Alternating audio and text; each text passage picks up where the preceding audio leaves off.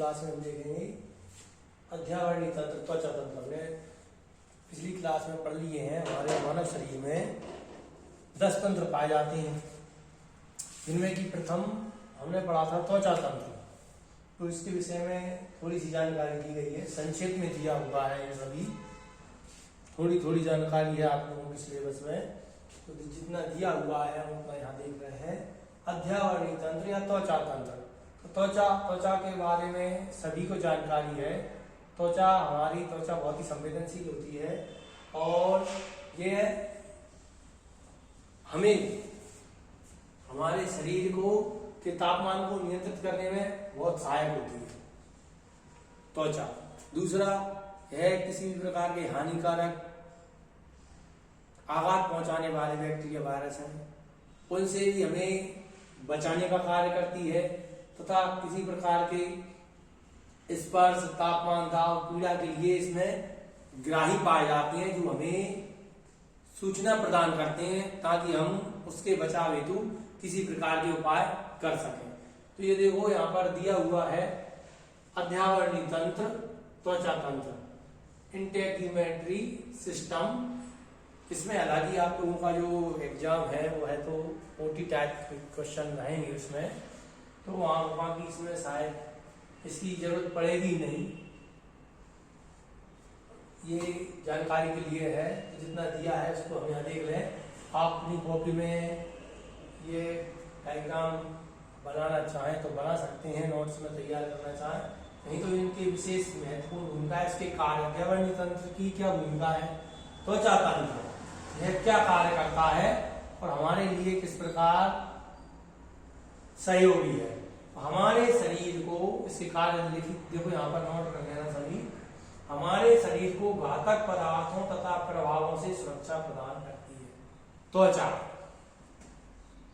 हमारे शरीर को घातक पदार्थों तथा प्रभावों से सुरक्षा प्रदान करती है। शरीर में सूक्ष्म जीव के प्रवेश में अवरोध का काम भी करती है। जो सूक्ष्म जीव हैं उनके लिए अवरोध का कार्य करती है। अपशिष्ट पदार्थों के उत्सर्जन में भी त्वचा सहायता करती है। अपशिष्ट पदार्थों के उत्सर्जन में मतलब जैसे कि हम कहें हमारे बॉडी से अपशिष्ट पदार्थ त्वचा से कैसे, तो जैसे पसीना के रूप में, इससे क्या होता है हमारे शरीर का तापमान नियंत्रित होता है। अपशिष्ट पदार्थों के उत्सर्जन में भी त्वचा सहायता करती है। त्वचा शरीर के तापमान को नियंत्रित करने में भी सहायक है तथा यह एक ज्ञानेंद्रिय है। त्वचा यह एक ज्ञानेंद्रिय है जिसमें स्पर्श, तापमान, दाब तथा पीड़ा के लिए ग्राही होते हैं, जो हमें पर्यावरण के प्रति जागरूक करते हैं। त्वचा हमें यह अनुभूति कराती है, मौसम के अनुकूल रहने के लिए संकेत प्रदान करती है कि हमें मौसम के अनुकूल किस तरह से रहना चाहिए। तो यह त्वचा के कार्य दिए हुए हैं, तो ये कर लेना। बाकी इसका डायग्राम बनाया है, इसकी ज्यादा कोई आवश्यकता नहीं लगेगी। इसके कार्य विशेष हैं, महत्वपूर्ण है और इनमें से ही एक क्वेश्चन बन के आ जाएगा। टॉपिक में से एक क्वेश्चन आ सकता है। तो इसके जो कार्य है, शरीर देखो फिर से एक बार, हमारे शरीर को घातक पदार्थों तथा प्रभाव से सुरक्षा प्रदान करती है। शरीर में सूक्ष्म जीव के प्रवेश में अवरोध का काम भी करती है। अपशिष्ट पदार्थों के उत्सर्जन में भी त्वचा सहायता करती है। त्वचा शरीर के तापमान को नियंत्रित करने में सहायक है तथा यह एक ज्ञानेंद्रिय है जिसमें स्पर्श, तापमान, दाब तथा पीड़ा के लिए ग्राही होते हैं, जो हमें पर्यावरण के प्रति जागरूक करते हैं। यह अपने डायग्राम ये देख लो, रोम पुटक यस, जहां हमारे रोम रहती हैं, छिद्र पाई जाती हैं। बाहरी आवरण जो होता है त्वचा का, सबसे बाहरी आवरण उसको बाहर त्वचा कहते हैं। उसके अंदर डर्मिस पाई जाती है और उसके अंदर जो लेयर पाए जाते हैं उनको हाइपोडर्मिस कहलाती हैं। उसमें अंदर बॉडी के अंदर आर्टरी व वेन रहती हैं जिनसे ब्लड बहता रहता है। और इस जो रोमपुटक है, ये देखो ये हर शहरों में ऐसे यह एक संरचना बनी है, इस पर लिखा है एरेक्टर पिली पेशियां होती हैं। इसके बाद यहाँ ये दिया हुआ है थोड़ा सा सिस्टेमेटिक नर्व फाइबर से सिस्टेमेटिक नर्व। त्वचा में श्वेत ग्रंथियां पाई जाती हैं। वसा ग्रंथियां पाई जाती हैं और डर्मल पपीला। ये डायग्राम है, इसकी ज्यादा विशेष महत्वपूर्ण भूमिका केवल समझाने के लिए है, बाकी इसकी आवश्यकता आप लोगों को नहीं लगेगी। इसके कार्य महत्वपूर्ण रहेंगे, ये कार्य आप लोग नोट कर लें, देख लें, स्क्रीनशॉट ले लें, चाहे तो आप लोग कॉपी में नोट कर लें।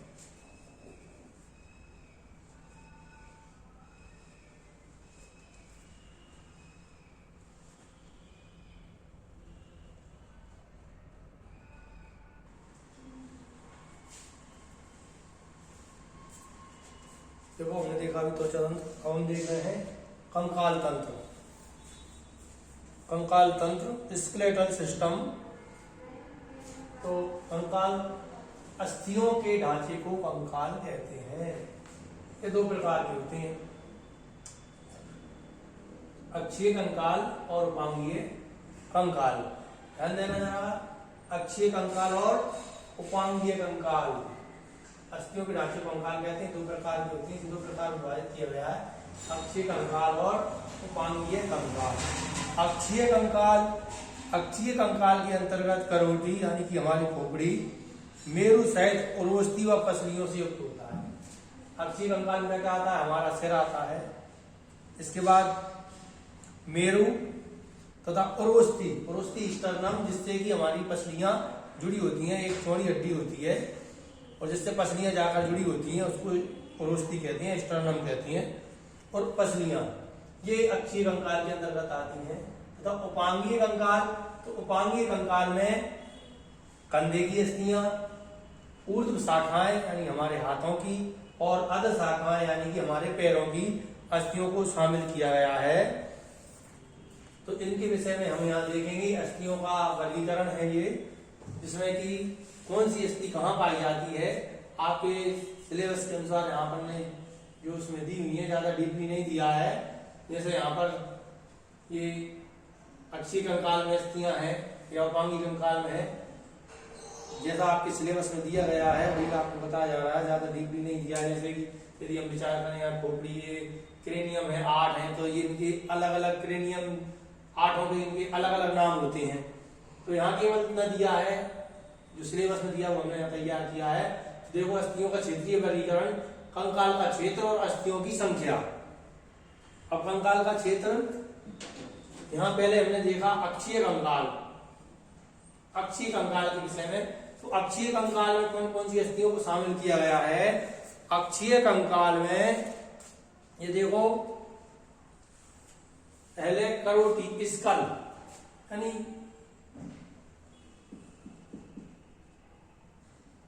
करोटी, ये हमारी खोपड़ी जो है उसकी अस्थियां हैं। क्रेनियम, इनकी संख्या 8 होती है। क्रेनियम, ये कपाल की अस्थियां होती हैं, हमारे कपाल की अस्थियां होती हैं, 8 होती है इनकी संख्या। क्रेनियम की संख्या 8। ये याद करना पड़ेगा क्योंकि वो पूछेगा, कोई सी भी अस्थि का नाम देगा और उनकी संख्या पूछेगा। क्रेनियम की संख्या 8 होती है। चेहरा, हमारा जो फेस होता है, चेहरे पर अस्थियों की संख्या होती है 14।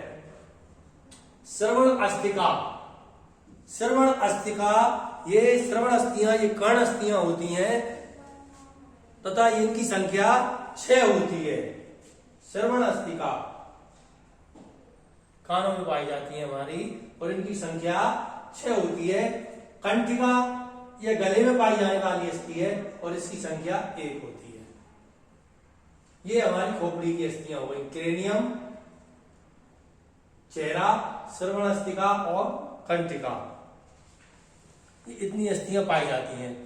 इसके बाद देखो कशेरुक, ये पीठ की अस्थियां हैं। कशेरुक यानी हमारी जो पीठ है उसमें जो अस्थियां पाई जाती हैं उनकी, कशेरुक वर्टिब्रे, इनकी संख्या होती है 26।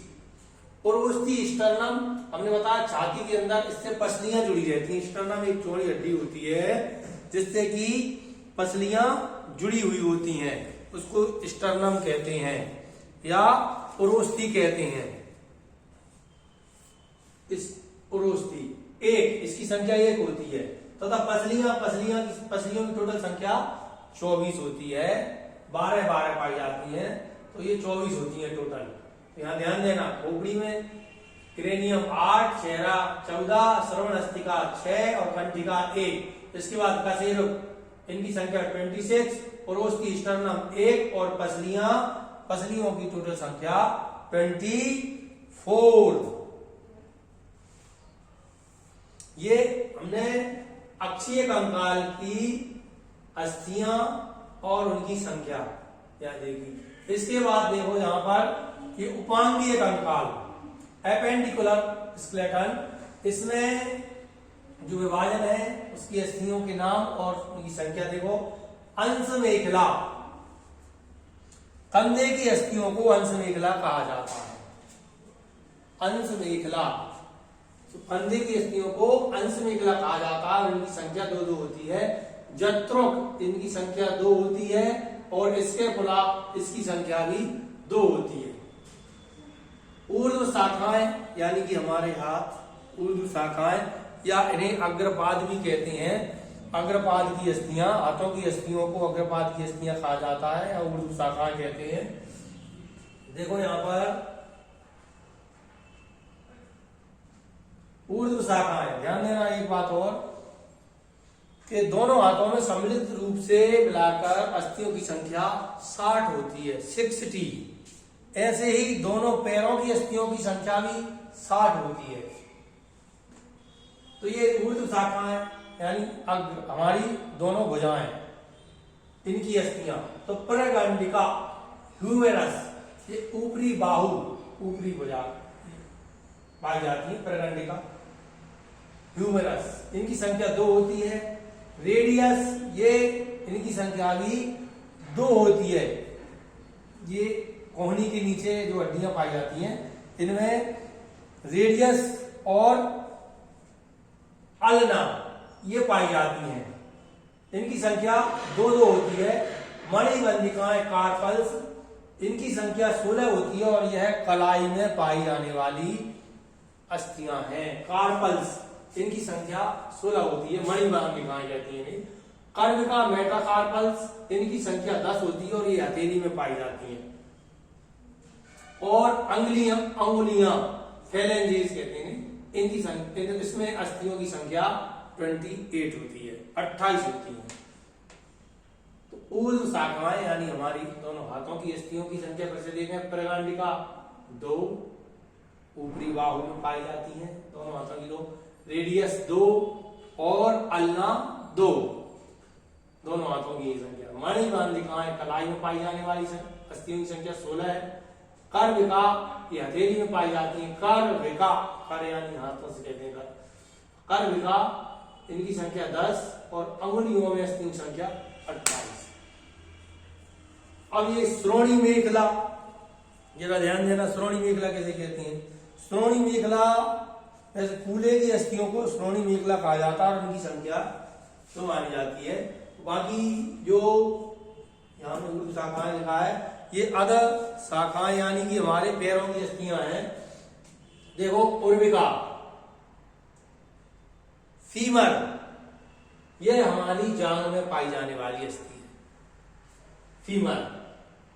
और हमारे जो स्केलेटल सिस्टम है, इसमें सबसे बड़ी अस्थि होती है पूर्विका, फीमर, 2 होती है संख्या। जान्हविका, पटेला, पटेला घुटनों पर पाई जाती है, पटेला पाली में पाई जाती है, पाली लिखा स्थान उनका। जान्हविका, पटेला की संख्या 2। बहिर्जालिका, फिबुला, यह पिंडली में पाई जाने वाली है, इनकी संख्या भी 2 होती है। फिबुला, पीछे की ओर पाई जाती है फिबुला। और टीबिया, यह भी पिंडली में पाई जाने वाली संख्या, आगे पाई जाने वाली है। घुटने के नीचे जो अस्थियां हैं वो पिंडली में गिनी जाती है उन्हें। बहिर्जालिका, फिबुला 2, टीबिया 2। इसके बाद गुल्फ, इनकी संख्या 14 होती है। गुल्फ, ये टखना में पाई जाती है, टखना में पाई जाने वाली अस्थियां हैं गुल्फ। प्रपदिका, तलवा में पाई जाती है, ये इनकी संख्या 10 होती है, प्रपदिका। और अंगुलियां, पैरों की उंगलियों में भी अस्थियों की संख्या 28 होती है, 28 होती है।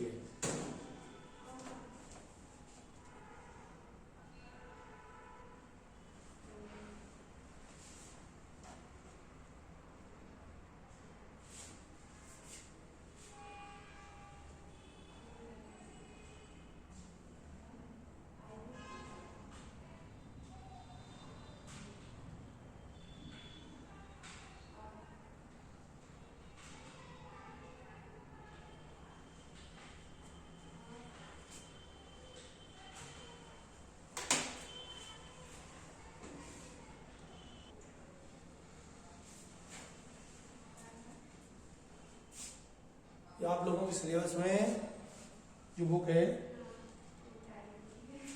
उसमें श्रोणी मेखला में जो आस इनोमिनेट अस्थि पाई जाती है वो नहीं दिया हुआ है, उसको नोट कर लेना।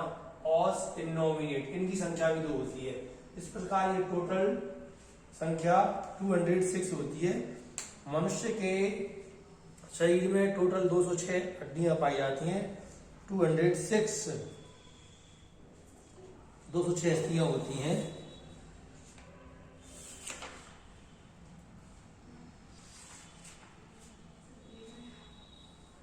अस्थि एक सजीव ऊतक है जो कि किसी प्रकार के दबाव पड़ने पर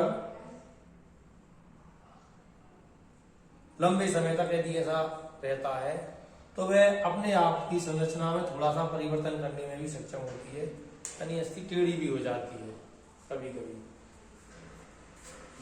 लंबे समय तक यदि किसी प्रकार का दबाव रहे तो ऐसा होता है। तो ये हमने यहाँ अस्थियों का क्षेत्रीय वर्गीकरण पढ़ा, ये लिख लेना, ये लिख लेना। श्रोणी मेखला जो है ये लिख लेना, ऑस इनोमिनेट, और इनकी संख्या भी 2 होती है, ध्यान रखना। ये इस प्रकार हमारा ये कंकाल तंत्र चैप्टर यहाँ ये वाला कंप्लीट होता है। हमने पढ़ लिया अध्यावरणी तंत्र, त्वचा तंत्र पढ़ लिया और ये कंकाल तंत्र पढ़ लिया। इसके आगे हम नेक्स्ट क्लास में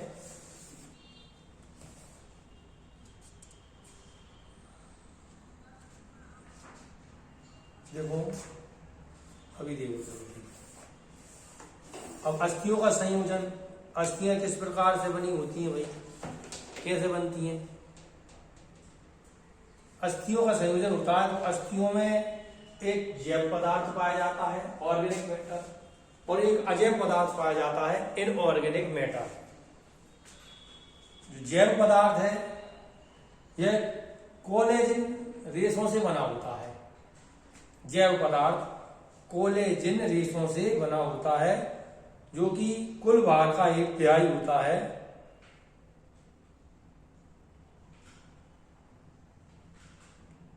और यह एक प्रकार का लोच उत्पन्न करता है ताकि अस्थियों में मजबूती बनी रहे। जैव पदार्थ ऑर्गेनिक मैटर। और सेकंड पार्ट अजैव पदार्थ होता है, अस्थियों में पाया जाता है, संयोजन करता है अस्थियों का। इसमें मुख्य रूप से calcium phosphate, calcium carbonate, calcium fluoride, calcium chloride तथा मैग्नीशियम लवण के अंश विद्यमान होते हैं।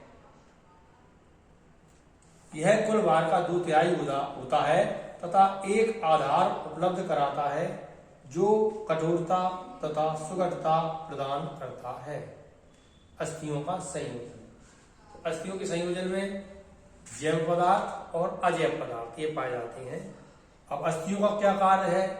क्योंकि मनुष्य की जो अस्थियां हैं वह मनुष्य के लिए नहीं, किसी भी प्राणी जो जिसमें की अस्थियां पाई जाती हैं, अस्थियां क्या करती हैं? शरीर को एक निश्चित आकार प्रदान करती हैं, मजबूती प्रदान करती हैं, बल प्रदान करती हैं।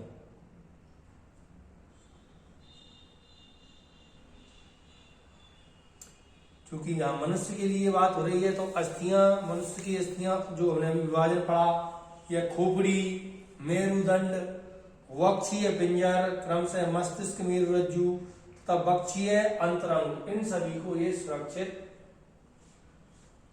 रखता है। कंकाल तंत्र जो है क्या करता है? अपने अंदर जो भी ऑर्गन उनके अंदर रहते हैं वो सुरक्षित रहते हैं कंकाल से। जैसे कि हमारा मस्तिष्क है तो वह अक्षीय कंकाल खोपड़ी के अंदर पाया जाता है मस्तिष्क, तो उससे सुरक्षित रहता है वो। जैसे हमारा हृदय है, फेफड़े हैं, तो ये वक्षीय स्थल में जो हमारी जैसे पसलियां हैं अंदर पाया जाता है, सुरक्षा कवच है। ये अस्थियां क्या करती हैं? इस तरह से सुरक्षा कवच का कार्य करती हैं। जो अस्थि मज्जा है, बोन मैरो, उसके अंदर रक्त कोशिकाओं का निर्माण भी होता है। अस्थि मज्जा में रेड ब्लड सेल्स का फॉर्मेशन होता है, उत्पादन होता है।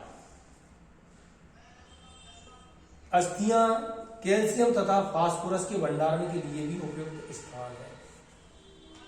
जो हम भोज्य पदार्थ लेते हैं कैल्शियम फास्फोरस युक्त रहता है, तो उसका संयोजन कहाँ जाकर वो इकट्ठा होता है? अस्थियों पर जाकर।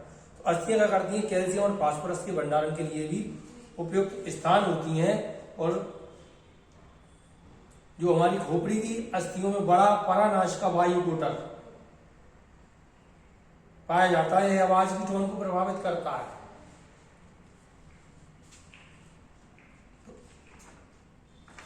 ये अस्थियों के कार्य यदि पूछता है तो अस्थियों के क्या कार्य हैं? शरीर को मजबूती प्रदान करना, आकार प्रदान करना, और अस्थियों में जो भी जैसे कंकाल तंत्र है, जो भी अंग उसके अंदर रहते हैं वो उन्हें पूर्णतः सुरक्षा प्राप्त होती है, सुरक्षित रहते हैं, और अस्थि मज्जा के अंदर रक्त कोशिकाओं का निर्माण होता है। ध्यान देना।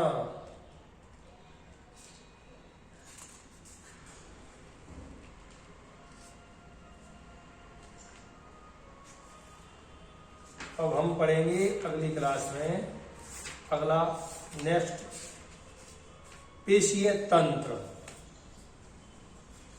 आज के लिए इतना ही।